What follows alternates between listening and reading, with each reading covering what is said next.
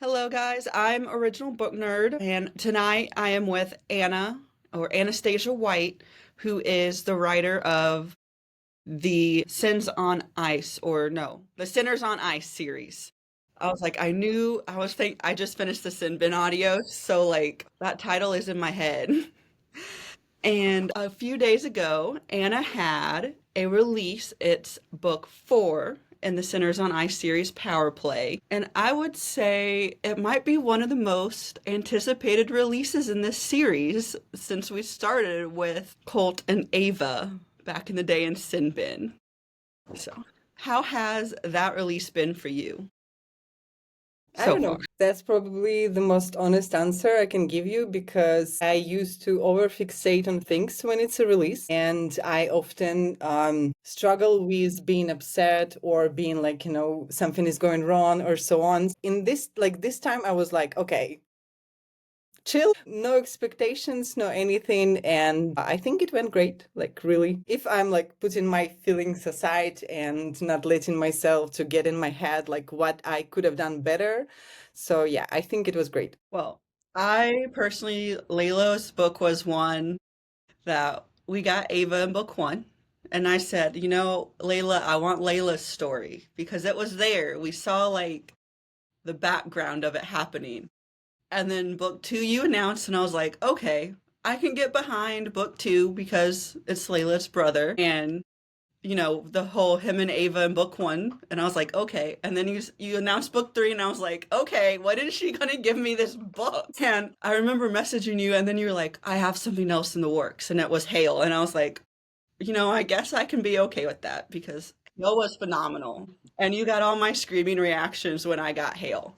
But Layla, man, that Layla's story just hit different. And I was reading through some of the early reviews and some of the street team and like our influencer team comments.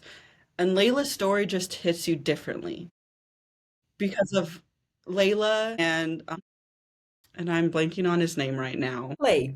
Clay. Yeah. I wanted to say Colt, and I was like, he's not with Colt.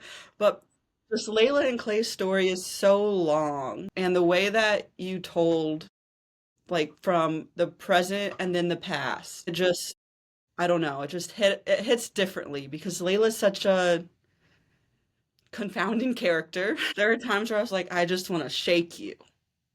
And then there's times where I was like, I feel like she really just needs a really big hug and she needs to be told it's going to be okay. But we'll get into some questions. Hmm. Layla and Clay are the end of Sinners on Ice. How are you feeling finally wrapping up that series? Because it was your first, I believe. Yeah. It was my first. I think I feel very bittersweet because like it's the end of an era, but at the same time, I'm very excited about what's to come. And since I really, really love combining my worlds together, it's definitely not the last time we saw characters from Sinners on the Ice because they will be reappearing in my other books. That's just how I do it all the time. And of course, Colt has his little cameo in Hale. And I was like, ooh, crossover, wink, wink, nudge, nudge, second generation. Have a few from the street team, which I told them I would ask. So the first one is a Layla question. And it was Layla's character's a single mom, and a single mom that has some trauma and some healing she has to do to find her own happily ever after. Was her character something you wrote from personal experience, or was it more of that just was what spoke to you when her story kind of started evolving in your head? I think we can say both because um, I think I realized it only very late when I started actually rereading through the book that young Lila is basically me in a lot of ways because I was used to overfixate on things. I was used to expecting only the worst and thinking that everything is going to be just terrible all the time. And basically, it was how I was acting with my husband. Like then it was my boyfriend because I was constantly thinking that we are going to break up, we are going to break up, he's going to break up with me. It was like constant. And It took me some time. It took me like a lot of realizing of my self-worth to get there where I am now. Like Lila's insecurities, in a way, it's my insecurities, but I definitely didn't realize it that I put so much of myself into this book until I honestly read through the whole thing. Because some of the things it's just like what she told me. Some of the things it's my personal experience. Also, basically, I moved to another country 2 years ago. And for a year, like our family was living in two cities. I was with my son in one city and my husband was in another, and we just saw each other.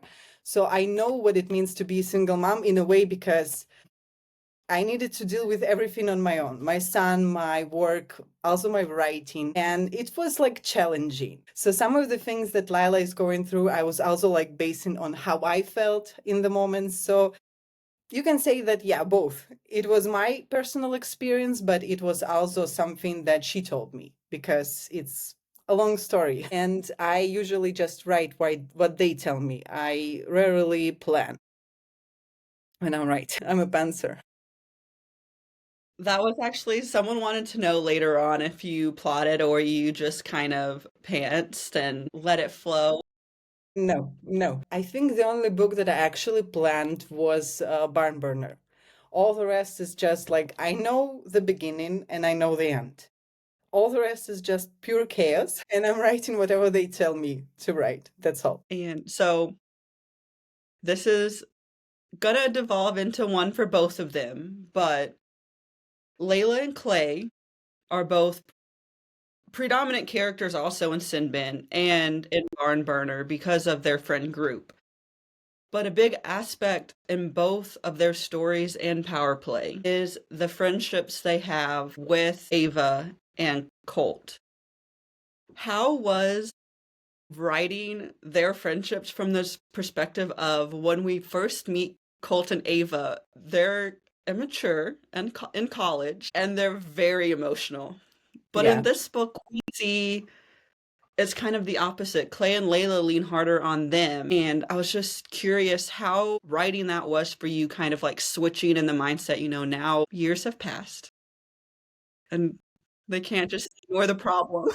I think there is something like about Ava. She's very, very emotional, but she's also very confident. And she's like, I'm not sure, like, she always has an opinion, obviously.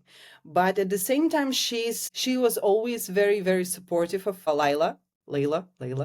She was very, very supportive and she loved her. And she was just like the voice of wisdom in a way for her always. Like, I'm sure that, like, okay, we're going like really, really back and I'm very chaotic. So please forgive me for that. um, Originally, Sinbin was on Wattpad. It was a book on Wattpad that I wrote. And in the original version, like Layla and Clay were pretty much the same as they were in the book that was published. But at the same time, we saw Layla's insecurities like way more. We saw how she was uncertain of her relationship with Clay because she was doubting him, she was doubting herself, and so on. So I think that for people who didn't read the Wattpad version, probably it was a big surprise to see how she was in this book and how we finally saw her in her own book. Because, like, for everyone, we saw her through Ava's eyes, and we saw this confident girl who knows what she's doing and so on. And then we got her book, and we see that basically it's not like that at all. While Clay was also like, he's this funny playboy and so on, but he was always a great friend to Colton. Basically, he was the only person Colton could have leaned on for a very, very long time. So between them was a very strong connection. And when Colton got Ava, when he became a dad and he started like maturing, he started realizing that you need actually talk about things if they bother you. You don't need to bottle it up inside and just like wait till it bursts. So he finally became someone who is ready to listen, who is ready to give a good advice, and who is very, very caring for his friends. And he's not afraid to show it.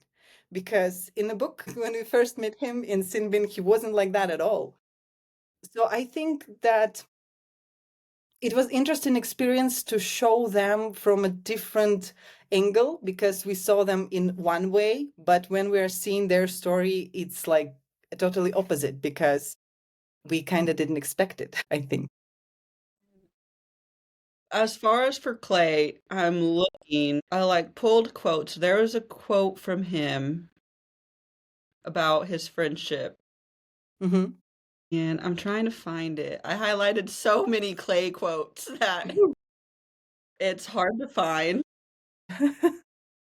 and I can't find it in my list of quotes. I have so many quotes, but it's the scene where they're in the park, it's him and Colton, and they're not talking, but it comes after a chapter from the past where we get his frustration, because Colt doesn't talk, but he knows everything. And in the past, Clay was so frustrated because he's like, okay, and you're just gonna walk away when I need you. But in this scene, he has this realization and he's like, you know, I kind of took advantage of it in college because I always knew he was gonna come back because he didn't have anyone else. But in this book, it's Clay that needs him. And he's like, I didn't ever know I was taking for granted, like, how good of a friendship I had when I can just sit in silence and that's enough. And to me, that just spoke volumes of how mature Clay had become, Hmm. but also just, the dynamics of their friendship. Because now it's roles reversed, like he said. Now it's Clay not wanting to talk because obviously he's like, if I'm going to talk to anyone first, I'm going to have it out with Layla and we're going to, talk about everything that happened, all these secrets that these people don't know that they think they know. Yeah. And perfect lead into my next question. So I would say the first chunk of the book, their contention is that Layla didn't keep her promise. Hmm. And we don't find out what the promise is until later on, maybe a little over halfway-ish. I would say 50, Hmm. between like 50 and 65% of the book. But a bunch of people want to know, when you decided to write the story this way and have Layla kind of break that promise that we find out later on, how hard was it for you to balance that line of, I need to, kind of give hints, but I can't give too much away too soon because we needed that effect when we learn what it is. It wasn't really hard because I actually, like, personally as a reader, I love angsty books so much. So I like keeping it, like, giving a little bit of insights, leaving some hints, leaving some breadcrumbs, until, like, for people to start actually, like, figuring out some own ideas. So, like, they are coming up with, like, what was it, like, maybe it was this, maybe it was that, and like, and then you're giving them the whole picture and they're like, that was it. I love writing angsty books. I love, like, keeping these, like, little hints, little moments for people to actually try to piece the whole picture together. And when they got it together and they are like exactly what I wrote, it like, hey, I got it right. Or maybe it will be like, oh my God, it was totally not what I expected. I don't know. I don't think that it was like really, really challenging, because I was just going with the flow, and the story was telling, like, it was a perfect way to reveal it, actually, because I think if I revealed it too, like, early, I don't think it would have worked the way I wanted it to. And I'm gonna flip my box up because it's bothering me in the camera that it fell over when I started.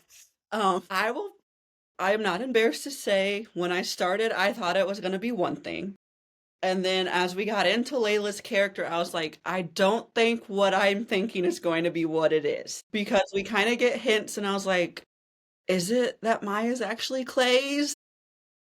But then there was just so much of the, I wish it was his, and I was like, I don't think that's gonna end up being it. And then I was like, is it something else? Is it something worse? And I was like, so I tried to step back and not guess because I was like going down the rabbit hole at first. And I can safely say when we found out, I was like, I did not think it was going that way. But it also, like, it fit them. Hmm. It fit them in a way that just kind of made everything come together once they both realized what it was, or more on Clay's part. and kind of the ripple effect of everyone in there. Mm-hmm. Overly close friend group. I have to say kudos to you for the way Ava and Colton kind of became the matchmakers, because I found that hilarious, because you just would never expect it when you read, 𝔸𝕝𝕝 and even kind of Barn Burner. They're kind of in everyone's business, but they don't give it away like they try to match people. And for my next question, this one might be a little harder, but this is a second chance where the break wasn't a clean break, because it's hinted that they broke up and, they kind of stayed together, but not like formally together, if you want to say it in a nice sense. But when they first have that meet cute at the beginning, or meet hate, whatever you want to call it, when they first run into each other again and everyone's on, pins and needles biting their fingers, and it's her brother comes in and Colt and Clay are like, oh no, what's gonna happen? And he goes up to Clay and he's like, I just don't want anyone to get hurt. I was like, this is hilarious, because, in 𝔸𝕝𝕝, he had that reaction because he was afraid Ava was gonna get hurt. But it very much read in Power Play that he was afraid for Clay. He loves his sister, but he understands that, Layla's kind of the one who put Clay through the ringer. And it's a different spin on, the protective brother. Because in this one, he's more of a protective teammate, and he understands Layla has some stuff she needs to work through. But I was curious, and I saw this question in a few of the Street Team comments on their reviews, but they wanted to know why you chose to go that way instead of having him go protective brother mode with being like more like, don't hurt my sister. That's probably goes to the fact that when I'm reading the books with brother's best friend trope, I actually really, really don't like when the brother goes all this like, overprotective guy who is like, don't date my sister, like, don't hurt her. I really don't like it. Like, it works for me when it's like high school setting, maybe college, but when it's like, they are all adults, I don't actually think that it's working for me. Like personally, it's not working for me. And since like I wrote something that I want to read myself. So for me, it was like logical that Drake never will be this like, overprotective brother who will be just like, no, no, no, no one is touching my sister. No, he never was like that. And I think it was even in 𝔸𝕝𝕝, and I actually included this conversation between Ava and Clay into Power Play as a flashback, Yeah. when she says like, if Drake knows that no one is going to hurt Lila, like he won't be like against it at all. He just wants her to be happy. It's the only thing that matters to him. So like, Drake never was this overprotective brother, and he didn't become this way in Power Play also. And based on the fact that he knows what happened, like, and he saw who Layla chose to be with, like, I mean, Ellie, like, he knew that Clay was so much better for her. So he was hoping that they will work out. And he also didn't want for Clay to get hurt, because he knew it was Layla. He knew that something that happened, it was about his sister. And obviously, like, he loves her, so he won't be judging her and so on. But at the same time, he didn't want his friend to get hurt, and he wanted them to work out. And that's why he just like, he knew for a very long time that they started like talking, that they started seeing each other. But he was just like, okay, do whatever you want, just like, don't get hurt. And that's all. And then, of course, they kind of had that messy breakup. And, if only you could take Colton out, because Colton's the denominator between both sides. Mm-hmm. Yeah. He's also so foundational for all of them, because while Drake doesn't care for Colton at the beginning, his book, we really see them start to form kind of like a bromance, because one, they're neighbors. Ava treats him like a brother, so Colt can't get away. Drake just loves to be over at their house with Michael. And Yeah. then in this book, we see both of them become the most obsessive, spoiling uncles to Maya. And they're just flabbergasted when Maya meets Clay for the first time, in this book. Hmm. And I wanted to also know Maya and Clay have an adorable relationship. If you wanted to write a man that causes some swoon factor in a romance, Clay Rogers would be that character with Maya. How, when you wrote those scenes, did it make you feel? Very giddy. I think it was like it was also very fluffy, but also it was warm in my heart because, like, I know real life situations when the guys like are getting into relationship with girls who have kids, and like they have pretty good relationship with these kids, but then they realize that no, actually it doesn't work for them, and they just like, can't see themselves like raising these kids. Like I really know the situations from real life, from like my close circle, and I wanted to show a guy who is actually very supportive, who like loves this girl even if she doesn't his isn't his, and he just loves her and he wants the best for her, and he's ready to be her dad even if he's not. Like I wanted to show it because like there's such a very like negative narrative, I think, about like, single moms, and that like, nobody wants them. No, it's not like that. It's not like that. I also know pretty great stories about like, the guys stepping up and being the father figure for kids that aren't theirs. So I wanted to show it in the book, that he shows up not for his kid, he shows up for a kid from another man, and he loves her. And I mean, that would be Clay in one sentence. I would argue to say that if he had to, Ava and Colton might be afraid for their own children because he might walk one day away with all of them. Yeah, They they just all love him. play. But there was a scene, and it's another scene at the beginning, and it's the barbecue scene Hmm. where Maya comes back into the house and all the women are talking. It's a Layla scene, and she's like, Mom, I want to, like, let's go outside. I want to show you something. And Layla's like, what do you want to show me? Like, you've already said hi to everyone, and you know it's coming. Hmm. And she's like, honey, what are we doing? And she's like, look over there. I want to go with Clay. And Layla's just like, what? Yeah. I think I giggled so hard in that scene because Maya is, her oblivious self, dragging her mom to her ex-boyfriend, and everyone's just sitting in silence like, this kid is doing it.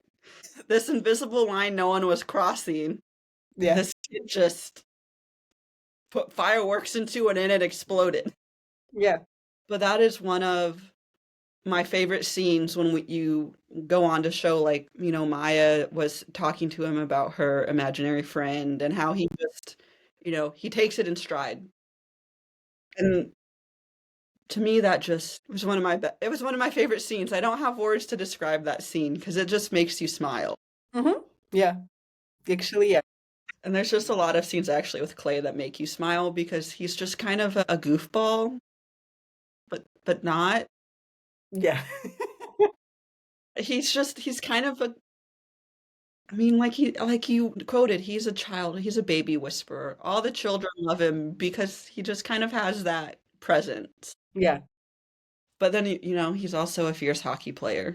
Yeah. I have some one-liners from people, Hmm. and I enjoy doing these because I love your reaction. So I'm gonna do a few, and then I also have some rapid fire questions we'll do at the end, and a couple that encompass the whole series. Okay. But as far as power play goes, I had someone say, if I could rank these books in order, I don't know if anyone could beat Clay, except for the scenes where we see Colt as a dad. And I agree. And then I have another one that says, Drake, I just don't know. I can't wait to see Drake as a father too. I think everyone was in baby fever after Power Play. This one was funny. They said, Michael and Maya have the most adorable child relationship, and I can't wait to see if you ever do a second gen because I totally would ship them, but I also think that they just wouldn't work. They were anonymous, so I don't know who said it, and it made me laugh so hard because I was like, they're so adorable, but I don't know. I feel like Maya has some sass in her. And Michael's just like, she's my friend. Like there is a bonus epilogue. It's available through like subscription to my newsletter, and it actually reveals the first couple for the second gen, and it's Michael. I haven't read it yet. Michael. I can limit it that. So it's about it will be about Michael, yeah. Oh, Michael. I have another person that said, if you read Colt and Ava's story and then you meet Michael in Power Play, we just want to know, how did those two have Michael? And I was like, just wait for it. Wait for it. Another one says, Ava's dad is my favorite character. If all parents could be like that in books, that's what I would want them to be like. And I Mm-hmm. agree. Ava's Yeah, dad he was the man in Sin Bin. yeah. Everyone loved Dex. Everyone loved him, I think, because he was perfect. It still shocks me when I get to that scene where Colt shows up at the house and he's like, you, I know you. And I know it's coming by now because I've read the book, but it still gets me every time. I have two more, and then I have a couple for Hell I'll do at the end. This one is Breakaway, and they said, if only I could just wake up without the memories, but married to someone as hot as Roman. Roman. That man shocked me when I read his book Why? because he seems kind of sweet when we kind of meet him, like, but then we see him, and I'm just like, whew, whew. He also had the darkest history Yeah, in his book, yeah. and I wasn't ready for all of his past to come out when I read it. Hmm. I mean, they're all really great in their own, but Roman's story was just, it was a lot of guilt. Yeah. And I enjoyed how you did the full circle at the end where his mom comes and she was like, we were never mad at you. Hmm. But without giving too much away, there's just topics in that book where you're like, as a brother, a son, your own person, how do you move past certain things that happen when Yeah, they're to that effect? yeah, Because what he went through was very tragic, and um, I felt like you really did justice to his story with how he grew up into being who he was. This last one's hilarious. They said, get ready. I'm just waiting for the day that we see one of Ava and Colton's children start dating one of Drake's children. I am ready. I agree. Because if that isn't karma for Drake and Colton, I don't know what it would be. Especially that scene where they're playing Truth or Dare and Colton outs them and then Drake has his big moment of explosiveness.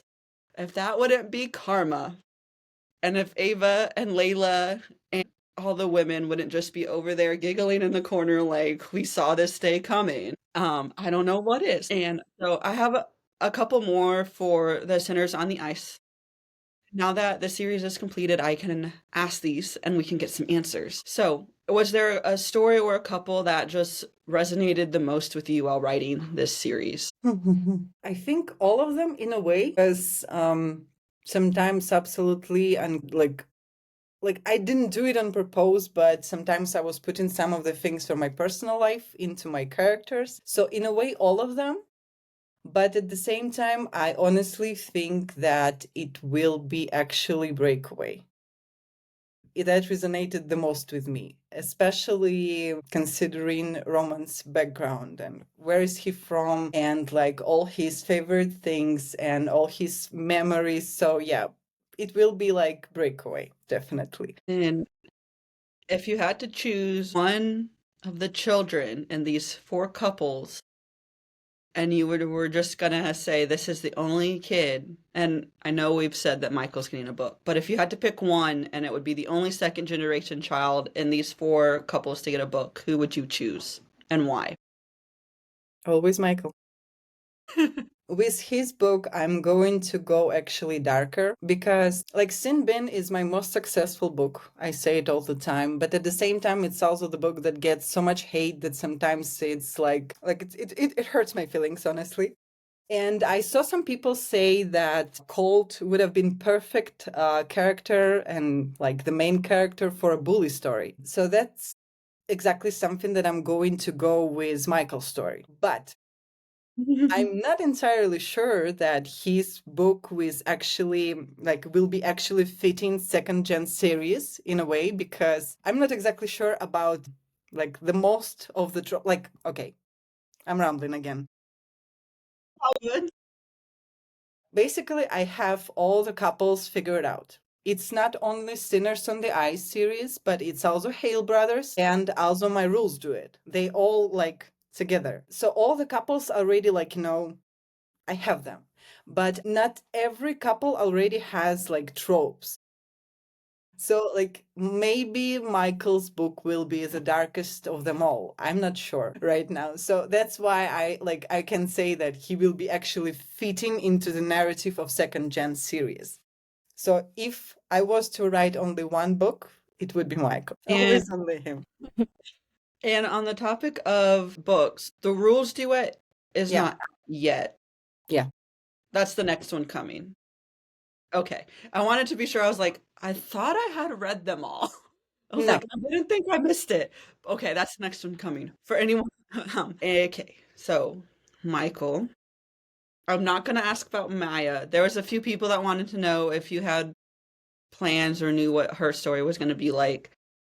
But I feel like right now Maya is still, an adorable little 3, 4-year-old. I don't want to tarnish her yet.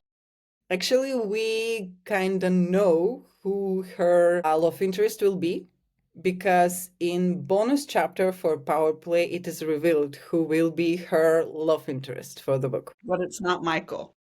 No, no, Okay. no. I was like, if he's going towards the bully romance end and it's Maya, I'm gonna be like, what happened? No. That was one of my favorite lines in the whole book when when Clay's talking to Michael and they're talking about Maya skating, and he's like, "Is she fast?" And he's like, "Yeah." And he's like, "Have you ever beat her?" And he's like, "Why would I beat her? She's my friend." It was about that's Isla. That's not about Lila, Maya. That's sorry, about sorry. Isla. Yeah. Yes. Isla That- is Xander and Bella's daughter. I don't know why I thought. And then I remember reading it and then going, that doesn't make sense. Maya is 3. But yes, um, it is Isla. And now I'm thinking that person who said they wanted to ship Maya and Michael, that they meant Isla. I'm not sure. Maybe it was about Maya and Michael. Could Who be knows? either. I don't know. Everyone kind of dotes on Maya, so it could easily go either way. I had someone reach out, and they are a big Hale fan, Mhm. and they wanted to know, will we ever get more crossover with Sinners on the Ice and the Hale brothers? Yes. Yes. And they said, I giggle every time I read it because in Sinbin, Cole is fanboying over soccer, and then in Hale, obviously we see the moment where he's, fanboying over Colt, and I'm just like, this is hilarious. Yeah. That they're both just, fanboying over each other, but both of them would deny it if you asked. Yeah. Yeah. My last few questions, one of them actually is an Isla and a Michael question. Mhm. And they were curious. So Isla is a figure skater and Michael is a hockey player. Are we going to see some contention between the figure skating and the hockey coming forward in some of these second generation books? Okay. Okay. I told him, I said, I'm not sure if she can answer this if I ask it. Basically, as I already said, in Epilogue 2, which is available through my newsletter, it is revealed that the first couple is Michael and Isla. So we are basically going to get figure skater and hockey player with a bully romance. So yeah. And they go from friends to bullies. I feel like you just broke everyone's heart watching Michael and Isla have this cute, adorable friendship as children. Well, yeah, but my all-time favorite couple that I ever wrote is Bella and Xander. They are just I love them all, but these two are just absolutely precious to me, and it was always a plan for Michael and Isla to be the couple. So I wanted to connect my favorite couple with my very, very first couple from 𝔸𝕝𝕝 𝕟𝕝. So it was the only way I could have done it. So, like, there will be a lot of tension in the book between Michael and Isla. It will be definitely a lot of tension and a lot of angst. So, yeah. I feel like this question is going to be very fun for you to answer.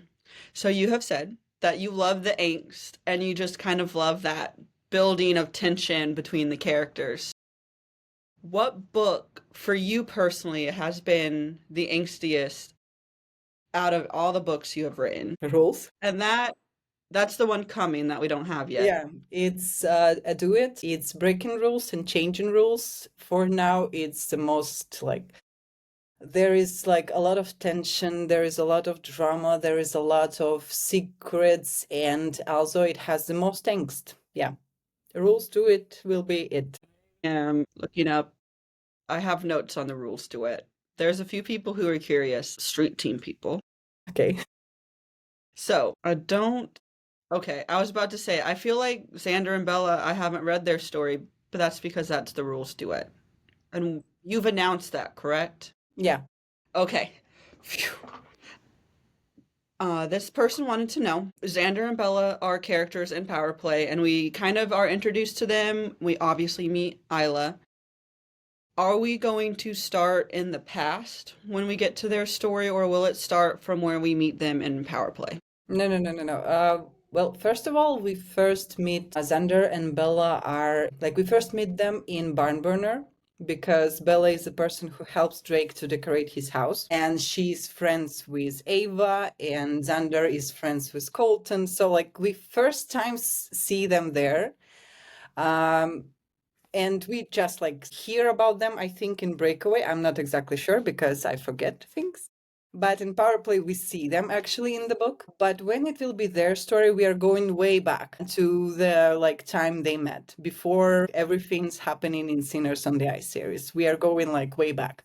So we aren't going to meet them where they are now. It will be just to show their story and how they get to this now. I just can feel the angst now because one of the tropes when you look on Amazon says forbidden love story, and I'm just like, that's because one of the tropes is teammate's girlfriend. That's why it's a forbidden love story. if anyone can pull that off, I would say it would be Xander. Or actually, Colt could be the other one that might pull it off. Drake, Roman, and Clay are too nice to do that. So before we get into I do 5 at the end every time that are kind of like rapid response to close out. But before we close out, I did want to ask some about Hale and what is in the works for his brother's story. If you can say anything yet. I know it's in the works, meaning it's down the line, I think after the rules books come out or in between. No, or next. Undecided. No. Like my plan for 2025 will be rules, do it, both books. They will come like, I think maybe 1 month or 2 months between each other. Then there will be a book about the characters that we actually met in Power Play, very briefly, but it's Mia and Dominic. It will be stepbrother romance. And only after that, I think it will be December, there will be Hate, Hayden and Riley's story. So that's the plan. We will see if I actually stick with it and do exactly that. And you said their story is named Hate. Yeah. Like, because it's nickname for Hayden. It's something that like Piper calls him, like she calls him Hate, and that's why. I may be pronouncing it like absolutely wrongly because Like H. yeah, Okay, I it's thought you like said a god of, oh my god, it's a god of death. Hades, like Hades. Yeah, it's like I that. thought you said hate, like HATE, and I was like, hate. No. I know they don't like each other, but I'm just really excited for the karma to be put on him after he didn't like how his best friend fell for his older brother. Karma does sweet, sweet justice. Like how to say it better. Piper always knew that her sister had a crush on Hayden. She always knew that. It was he who was totally oblivious to that. He didn't know that Riley actually liked him because he never saw her in a way like, to look at her and think like, oh my God, she's so beautiful. Like, I like her and so on. No, because for him, she was just Riley, his best friend's like little sister, and that was all. So their story will be also very angsty, but the problem with them, they don't really want to talk to me for now.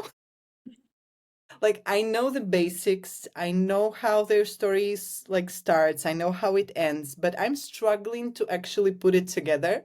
So that's why I'm like kind of pushing it a bit away. But like I see some scenes even now, like sometimes, so it's actually good. The topic of the Hale brothers. Will there be Mhm. more soccer romances in the future? Yes. Okay, Yes. that's I all. like I absolutely love soccer, like or football, as we call it here in Europe. I really, really love it. I love watching the games. I love going to the games. So it's something that I actually like doing in my free time. So it's definitely in the works. Yeah. So I'll get into some kind of rapid fire, rapid response questions. The first one is why hockey? And if you have a favorite hockey team, being a European author. Why hockey? Like, I grew up in the country where hockey is just like something that everyone adores, and it's something that is very supported on governmental like level. We have some hockey players who actually play in the NHL also. So like it's a very big thing, and when I'm coming home for visiting, I always go to the games if it's a season. I like it. I think that these men are just like, there is something about like, when it's a big man and he's like skating as if like no problem, absolutely, like they are so gracious. And I don't know, like, I always feel that if I ever go on the ice, I will be just like, I will be lying on the ice probably. But they're moving and they're moving so fast, and like it seems that they don't scare, like they aren't afraid of anything, and it's just like very fascinating actually. And watching the games is like, you're like, oh my God, what's happening? What is happening? So like for me, it wasn't even like a question if I'm going to go into like hockey romance. I wanted to try my hand at it, so I went for it exactly because, like, even in school, we were always going to the games, and like everyone knows someone who is actually playing hockey. So it was like it was given, I think. Do you have a favorite position of hockey players that you enjoy writing the most? Actually, like I wrote like several of them. Basically, we don't really see much of Drake on the ice in Barn Burner, I mean. But I think the most like fun was Clay and goalie. Like I remember when I went to one of the games and one of the substitute goalkeepers, he was just hunched over the board and he was like looking at the game. Sometimes he was taking his tablet, looking at here, like, and then watching the game. It was hilarious because I was just sitting behind and I was like maybe you can sit. Like, why are you always standing? No, he spent the whole game just standing hunched over the board and watching it. And it was like, actually, like, it was very fun to watch him also because he was so invested in it and he was just like, what's happening? And sometimes he was checking like his tablet, sometimes he was talking to the coach. It was everything. I loved it. And writing, like, from goalie's perspective was actually like something that I enjoyed the most. Yeah. Do you, on the topic of sports, do you have a favorite team in general that you just root for, die hard fan? Like, I wouldn't call myself a diehard fan because, like, it's something that my husband hates about me. But, like, I always like have a player I root for. And when they change the team, I also like, I start like rooting for this team also, like because like he's playing there, like why? But I'm not sure. Like, I absolutely love Real Madrid, and like recently we were in Madrid and we actually went to the stadium, and it was like absolutely out of the world experience for my husband and my son because they are both the biggest fans. I was just like, yeah, it's great. Like, it's interesting. But they were just like, oh my God, it's happening. We're like, seeing this all. So yeah, for me, it's Real Madrid. Well, I guess that's going to be some inspiration for some soccer stories in the future. I know goalies always have that kind of reputation for being the weird ones, kind of out there, different from the rest. But personally, they usually tend to be my favorite one. No matter what sport it is, I'm like, this is going to be a good one. Yeah, yeah. There is something about goalies, I think. Definitely in all sports, actually. Let's pivot a little on these rapid fire questions. Okay. What made you want to get into writing? I just like had these stories in my head like from a very young age. Sometimes, for example, I read a book and I was fantasizing about like, maybe side characters or maybe how I would have changed the story. Sometimes it was about the movies I watched. Sometimes it was about like TV series, always something. So I always had this like little people talking in my head telling me their stories. And like not very long time ago I got into these like games where you choose what your characters are saying, what they're doing. And some of the books on app chapters was like the stories, they were based on real stories. And I started reading them and I was like, I also want to say like to tell my stories. So basically it was something that I loved to do for a very long time since I was young, but exact can't do that. Maybe like, I should step aside. Like, yeah, I still think this way sometimes, or more like often like than I would like to admit. So it was a struggle and I had a lot of doubts, but I'm happy that I actually went for it because it brings me so much joy. Even if sometimes my characters and my stories make me cry, I still love it. Like very, very, like it's something that I love the most, I think. Well, you're one of my favorite sports authors, as I've told you multiple times. Thank you. There's just something about the way you're able to not only tell the story, but also just as the interconnected standalones go on, you're able to, do a true interconnected weaving of, we meet Colt and Ava, and then Drake is book two, but we see how much Drake leans on the first couple, and we get to see how they, mature and live their life. Mm-hmm. It just, there's something about the way it's just so seamlessly interconnected that I have loved reading in your books.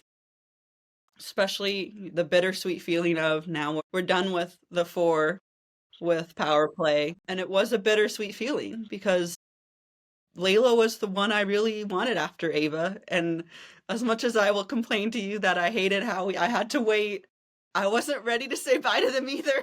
So I was kind of on the fence where I was like, I really want it. But I was also like, I'm okay not having it yet because that means I'll get more. And Layla and Maya and Clay were just, Yeah. they were a wonderful story. And it was a wonderful story also seeing like her lean on Ava and Colt and even Michael to an extent with how they're just friends. Mm-hmm. And it's just a beautiful friendship. Like there was no jealous. Well, I mean, there's no real jealousy. She Mm-hmm. has some insecurities, Yeah. but no true like, they're not going behind each other's backs. It was just a solid, female friendship, which is really rare in a lot of books now. And it was really great to read. And actually, when you expand it out with all four of the females and even with Bella included in this and parts, they just Mm-hmm. have a really strong support group that was nice to see. So I just wanted to say that. Thank you. Couple more. So, when you have time, do you have any favorite genres you like to read yourself? I think before 2018, I would have told you that it's thrillers because it's something that I love reading the most. But now it's romance, but I'm super picky and I'm reading like only for enjoyment. I literally read a book where like at some point I really thought that I hate main characters because they were like, driving me absolutely like nuts. But at the same time, I was rooting for them. I wanted them to get together. I couldn't put the book down. It was full on angst, full on pining, and I was like, it's a like 5-star read. Like I love reading angsty romances. And in most cases, it won't be actually sports. I love things with a forbidden taboo side, so that's something that I gravitate the most when I'm picking what I'm going to read next. Sadly, I don't read as much as I would like because of my own writing, but I set a goal of 12 books for myself this year, and I actually completed it. Well, of those 12 books, do you have one that was your favorite? God, I need to remember what I read this year. Oh my God, I forgot. Like, I definitely read something that was my favorite. Goodness. But let's go with the book that actually, was a lot on my mind, that I absolutely loved everything, the characters, the story. It was Hearts and Thorns. Yeah, Hearts and Thorns. It's a stepbrother romance. It was fantastic. I absolutely loved it. I don't think I've read that one yet. I'll have to check that one out. This is going to be a hard question for you, I already know. But if you could choose one sport that you wanted to write a romance series about, or even just a standalone or a duet style romance, what would it be? It cannot be hockey. Soccer? Hockey or soccer, but I think it will be actually tennis, and it will be about a female player, because I absolutely adore Arina Sabalenka and I love Victoria Azarenka. They are just incredible players and I love them. So yeah, if I had a chance to write like maybe a standalone, it would be tennis with a female tennis player. you had like a favorite subgenre or a trope in one of your books that you loved writing it and you would want to write it again if you had the choice. I actually before I wrote Power Play, I was absolutely sure that my favorite trope is single dad. But I absolutely enjoyed writing single mom. So I think it's definitely something I'm going to write in the future.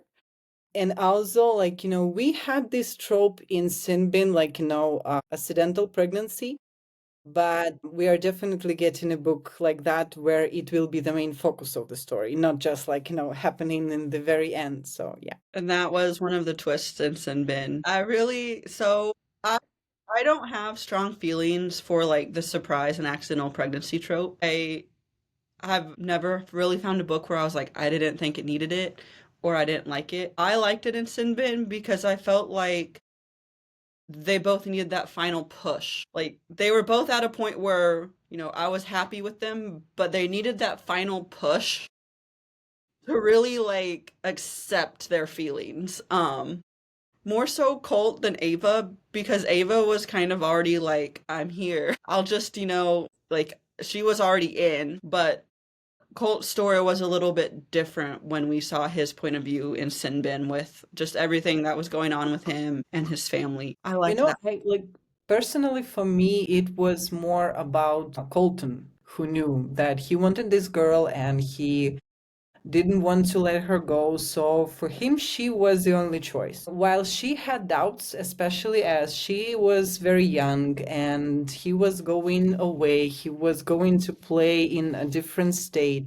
So, she was the person who had more doubts about them being together. She knew that she loved him, but at the same time, she was hesitant. And she wasn't sure how it's going to work. And then, pregnancy happened, and he proved that it's going to work. He would make it work. And there was also Dex, who was a great support system for her, who said okay, you can transfer college and you can go with that and be with them. That's all. So it was for me, it was Colt, who was Yeah. all in, and he knew that, yeah, she's the one. And she was the one who was actually very hesitant about all that. Maybe maybe it was just because Colt was like he believed he was hiding it from everyone. Well, yeah, yeah. But maybe it just hit because when I read it, I knew like Ava's 18, 19, so I understood her hesitant because again, she's young, but Colt just has that grand gesture where he does it and he kind of, he does it in not the best way because he doesn't tell anyone. But at the end of the day, he was doing it for the right reason, but I felt like the way you had it was just kind of like the cherry on top. And now, we have Michael, and Michael's just the ball of chaos. Yeah. Yes. I was gonna say a Yes. ball of sunshine, but then I was like, chaos. Chaos. Michael Chaos. is chaos in the best way possible. He's chaos.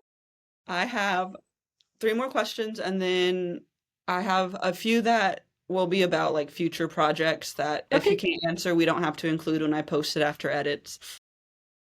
But going into 2025, are there any signings or any events planned you have for your readers? Like, considering that I'm from Europe, the only signing that I actually go without any problems, it's something in Europe. I saw that there will be signings in Italy, but I'm not sure. I need to recheck it because everything else depends on visa process. So I can actually announce anything until I'm sure that I have visa and I can go there. So that's the problem of me saying anything that, yeah, I will be there because I might not get visa or something. So yeah. So for now, unfortunately, no. Then, so in Breakaway, Hmm. we get a guy that has a foreign language, and we get cute sayings in another language. If you had to pick a foreign language that you wanted to have in your broody male hero whispering sweet nothings in the female main character's ear, what language would you pick? It's just why, for example, why I chose Russian, because I know Russian. I can include the words and I know what they mean, and it's not a problem for me. So it should be a language that I can also speak. For example, I'm not exactly sure. But I love Spanish. I love how it sounds. I learned German, so maybe it could have been German. I'm not exactly sure. I was curious because the foreign language thing is so big in some sports romances once you get to the national and the professional levels. And I was curious if you had one that you were like, this, if I didn't have, Russian or Spanish or Italian. Those are three great ones. They sound really pretty. And it goes into my last rapid fire question. As far as your interconnected characters go, which character to you had kind of the swooniest, filthiest mouth, if you had to pick for boyfriend status? I think it was Hunter from Hale. As you said that, I was going through it and I was like, it took a minute to come out in Hale. There are some things that man said where I was like, I definitely think that it will be Hunter. Definitely. From all of them, it will be Hunter. Yes. yes, Hunter and Piper. That was a good book. I loved Hunter and his daughter, and I loved Hale, and I loved the cover of Hale. I really need to get one for my shelf because it's a pretty cover. We are getting special edition cover for Hale also. It will be illustrated cover, and I hope to make it available through Amazon in January. So I need to get both then. That's what I'm hearing. Maybe you would like the special edition one more, especially as it will have bonus content and it will include the artwork. I'll probably still get both because I just really love that purple soccer ball cover. It's very, very pretty. I do have the special edition of Sinbin because I really needed that bonus content. I really needed it. I do have that somewhere in my boxes of books because I'm currently in between houses. Mm. Last two, and then we'll talk about some future plans. The future plans are mostly street team people, I think, who just don't want to wait. And they Mhm. might have to wait. Fun. We get a topic in Power Play that is a little harder for some readers to read, and it is the fact that Maya's father is absent. When you wrote Layla and Maya with the kind of how they grow in this story, how foundational was the absentee father aspect to both Layla and Maya's story and their attachment to Clay as the book goes on? I'm thinking. It was very important because it's a line that Layla says in one of her very first chapters. One thing is to grow up not knowing your father, just like, because for some, like something happened. And another thing, to grow up knowing that this person doesn't want you. It hits differently. It's very personal, actually, because I grew up with this feeling for like, my like almost my whole life. So it actually builds you as a person because it affects how you feel and how you see yourself. And it was something that like Lila tried to do, like to be everything for Maya. She tried to be a mom, a friend, and also a dad. Like, she tried to be everything because she didn't want her daughter to ever feel like that, as if like, she like her own father doesn't want her. And then when Clay shows up, and actually like Maya, like she's surrounded by all these men, and she sees, for example, how Colton is to like Michael and Megan. She also like, she surrounds Xander and Bella, and she sees like Ian and Isla also having a dad, and she also wants it. And like, it's one of the reasons why she gravitates to Clay, because she feels that he's very like, friendly. He's this like open person, and he's like very affectionate with her, and she's like, she wants it, and she's like, she gravitates to him exactly because of it, because he's this like sunshiny, like has this sunshiny energy around him, and like that's why she's so drawn to him. And little by little he becomes a father figure for her also. I absolutely like, it's my two favorite scenes in the whole book, when she tells Clay that she loves him, and when she like, calls him a dad the first time. These are my like absolutely favorite scenes in the whole book.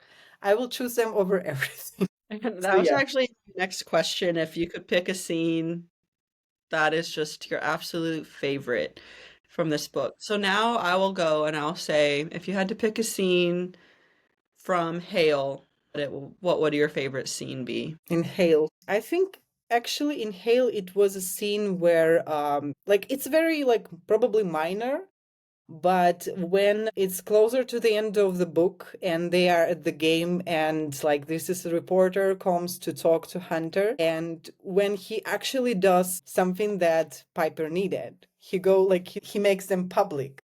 He like talks about her, that he's hoping that he found um his happy ending with her. And it was one of my most favorite scenes, exactly because he finally breaks out of his own shell. He is like being very open in public about his own feelings for the girl who was actually sure that he doesn't like, that he wasn't serious about her. And then he shows that actually I am, and he's also doing it in front of his daughter. So like, he shows them both that, yeah, I mean, I'm 100% in, and I'm like, I'm ready to be this person for you, and I hope that you will be this person for me, that you would like to be with me again.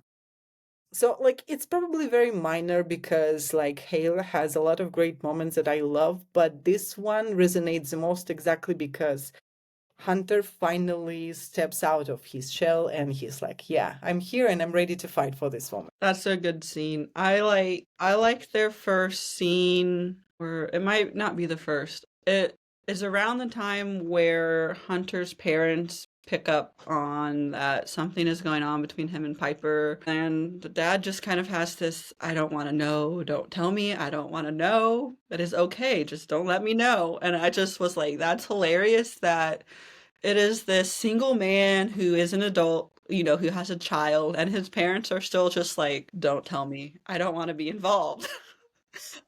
And then, everything happens. But that was a favorite scene, and I did enjoy the public scene. And quite honestly, a lot of my favorite scenes they surrounded Piper and Hayden more, Mhm. because I really enjoyed their friendship.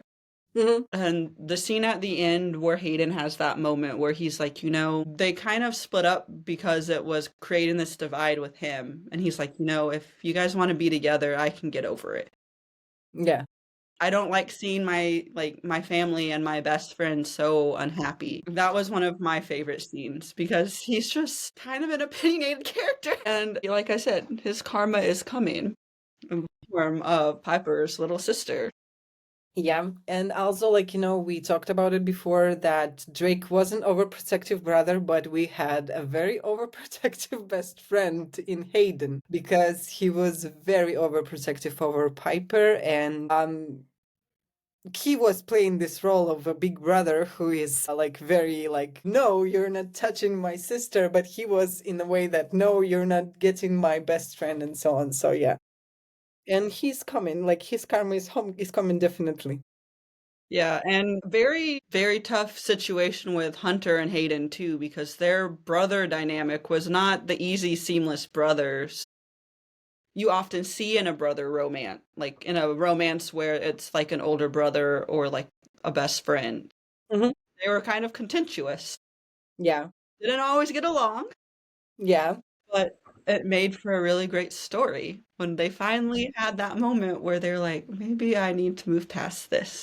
yeah, definitely. We're gonna be stuck together now. Yes. Before we close out, my last question is gonna be, what books coming out soon or maybe recently are you looking forward to read in your free time, if you have free time? I have free time, but I can't remember the title for the life of me, but it's the third book in. Onyx Storm? Yes. Like I remember the first word, but I couldn't remember the second. So yeah, this one, yeah. She released that teaser yesterday and I saw it. Well, I saw it because my friend sent it to me and she was like, this, and she literally sent me this video and she flipped her hair and she goes, I am not gonna read this book when it comes out. And I was like, lies, you're gonna read it the night it comes out and you're gonna text me all through it. She's like, I don't think I'm gonna like how it ends. And I was like, have we ever liked how either one of them end until the end? Have we ever? No. Yes, It's no. like it's something that, like, when we have several books about one couple and like we need to wait for a happy ending. Like we need to be patient and to wait for a happy ending. That's how it works. Yeah. And there's a lot more we're gonna go through before we get that happy ending in that series. Absolutely. I Absolutely. just finished a book the other day. I don't know if you're familiar with Taijin. I never know how to say Yeah. it. Yeah. Um, I read Auntie Stepbrother, and I also read Fallen Crest series. yes, I just finished Cade the other day. I'm talk about a bittersweet ending. I feel like that series has been one of those books that was out when I was old enough to start reading romance on my own, and now I'm just like, what am I gonna do? It's so weird to say that world is coming to, an end. It has Yeah. been announced. The second gen is coming, but what will it be like? It's always very bittersweet when a series that you grow to love and care about the characters, when it's coming to an end, it's always a very bittersweet feeling for authors and for readers, like, because like what's going on, it's an end of an era. Every end means just a new beginning, so it's always something that you need and you have to look forward to. I have a few questions about plans for the future if you have time. Okay, so as far as Sinners on the Ice, are there any discussions or talks for like a special edition set that's gonna be like hardback or like sprayed edge, kind of like the bells and whistles? No, no. Like I tried to apply for several book boxes, but no. Again, for now, I have only like, special editions that I did myself. I love both of them. I love the discreet and the character art covers. I think I love the character art that you've done for the books, but the books are just really pretty on the shelf. Yeah, I love everything that Anna did for me. I love everything that Luz did for me. Like, all these covers, original blue ones and also illustrated covers are just like they are fitting the characters, they are fitting the story, and I love looking at them on my shelves. So this one is someone who wants to know. This is the bonus epilogue. I wanted to be sure they did put in, after reading the bonus epilogue, Michael and Isla, how dark in the bullying aspect do they need to prepare themselves for? Like, is this gonna be like light bully or like prepare? Like in bonus epilogue, it's revealed that Michael thinks that Isla betrayed him. But in reality, it might be absolutely not like that. And I love what I plan for them, but I can't say anything right now about how dark would it be, exactly because I'm not writing it right now and I'm a pantser. I can go either way. So it's the only reason why I can actually answer this question right now. But they are definitely going to be like from friends, they will go to enemies and it will take a turn. Well, that'll be something to look forward to. Yeah. And we did kind of hint, you have all the second generation couples mapped out, and it's gonna mesh all of your Yeah. series together. Yeah. Are there any couples that are gonna shock us when they come out? I don't think so. And on the same topic, are there any, is it all gonna be interconnected, or are there gonna be new faces brought in? New faces will be brought in also, yeah. I have way too many kids in the books, so definitely there will be more sports and more new faces. Yeah. This will be the last one, and then we will close out. Okay. Will we have another single parent romance in the second generation? Yes. Okay.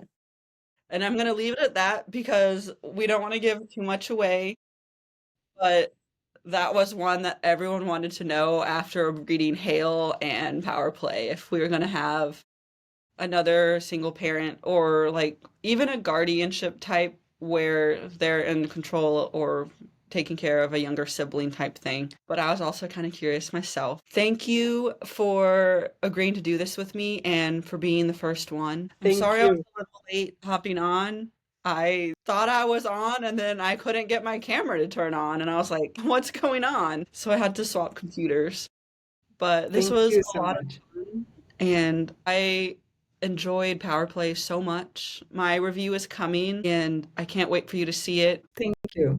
A little bittersweet that we're finally coming to the end, but I will for sure be looking for that bonus content so I can get those bonus chapters so I can have a little sneak peek. And I'm looking forward to Xander and Bella. I mean, with the name Yeah. Xander, I'm a name reader and I get a lot of hate for it. But I'm like, name reader. If they have a good name, it's almost guaranteed I'm gonna like the book. And like, Xander, I like, I mean, I really just don't like names I really can't pronounce. There hasn't been too many outside of fantasy books, which I can't complain when it's a fantasy book because it's a fantasy Mhm. book. But yeah, I love good names. Xander, I love the name Xander. It's one of the names on my list, and my friends will laugh at me. And some of my author friends will laugh too because I'll read their books and they'll have like question marks and they'll be like, "What name?" And I'm like, "Well, I have this list. What about one of these?" And they'll be like, we have that one already." I'm like, "But what about that one?" Mhm. Like I was like, if you're gonna ask me, I have like 10 or 12 guy names, and I'm like, once you know me, what I'm gonna say. Xander's Yes. one. Killian and Liam are my other top two, Mhm. which I don't think you have either of those characters yet. No. No. No, no, no, no. No. But For now, we only have Alexander, who is Xander. Yeah. I do like the name Alexander. It's a I very do. beautiful name. It is. And there's just something when people make Alexander and he like doesn't go by his first name. There's just something about those characters. They tend to be more like stoic or have this like imperious attitude when they're Yeah. Alexander. Yeah. Yeah. It's a very like royal feeling name. Well, yeah, but like in English, it might be like Alex, or like a short version, like it will be Xander. But in Russian, it's absolutely like different. So it's Alexander and it's Sasha. If it's like, yeah, it's a short form will be Sasha. So like Sasha doesn't sound the same way as like Alexander in Russian. So yeah. That is true. Thank you for joining me, and I hope you have a wonderful holiday season, and a happy new year. And huge congrats on this release and the upcoming schedule for 2025. I know there's a handful of us who have been waiting for the Rules duet since you told us on the street team that we were getting it last year.